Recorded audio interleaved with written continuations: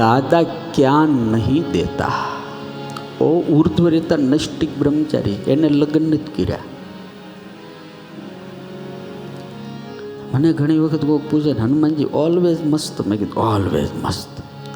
કે એનું કારણ હું એને એક જ કહું, એ એકલા છે ને એટલે અનમેરિડ.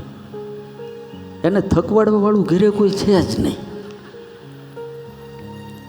એને ઘરે કોઈ ન થકવાડાઈ લો. હા, અને તમારે તો ઘરે નકરી ઉપાધિ જ ઉપાધિ. ઘણા ઘરે મોડા જાય, શું લેવા? તો કે ભાઈ હમણાં રહેવા દે ને, આપણે શાંતિ જ જાઓ. કારણ કે જવા જેવું ન હોય.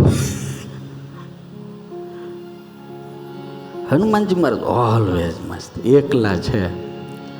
પણ ઘણા આવે ને સ્વામી હારું કાંઈ થતું નથી. કંઈક હું કહું દાદા ભાઈ બાધા રાખ, બાધા. હવે શતાનંદ સ્વામીએ કીધું સત્સુત વિત્તદ મંત્ર જાપ, સારા પુત્રને દેનારા. હવે પુત્ર આપે તો પહેલાં પત્ની આપે, પછી જ પુત્ર આપે. કેટલાય દાખલા એવા છે મારા બાપ. હનુમાનજી મહારાજે 40 વર્ષે પણ એને ઘરવાળી ગોતી દીધી હોય. યાર, આ ગોતી દેવાનું કામ કરે. રામ ભગવાન જ્યારે અયોધ્યાથી આમ મિથિલા ગયા ને, મિથિલા તો રસ્તામાં ઓલી શિલા, અહલ્યા શિલા બની ગયેલી, અને ભગવાને ચરણ સ્પર્શ કર્યો તો શિલામાંથી અહલ્યા સ્ત્રી બની ગઈ. એ વખતે પત્રકારો નહોતા, પણ બધાને એવી વાત ફેલાઈ ગઈ, એવી વાત ફેલાઈ ગઈ અયોધ્યાની અંદર ને મિથિલામાં. જ્યાં જાય ત્યાં ભગવાનને એવું સ્તુતિ થાય, જય જયકાર થાય. પથ્થર શિલા હતી, એમાંથી અહલ્યા બની ગઈ. ભગવાનનો સ્પર્શ થયો, શિલા હતી, એમાંથી અહલ્યા બની ગઈ.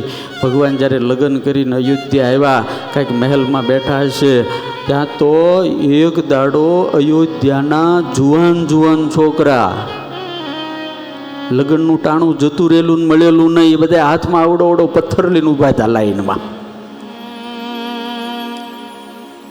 એટલે કોઈએ પૂછ્યું એલા ભાઈ શું છે? તો કે ભગવાન જાગે એની રાહ જોઈએ છે. હુતા છે ને તો કે ભગવાન આરામમાં છે. પણ કામ શું છે? તો કે ભગવાનનું કામ અમારે છે. પણ શું કામ છે?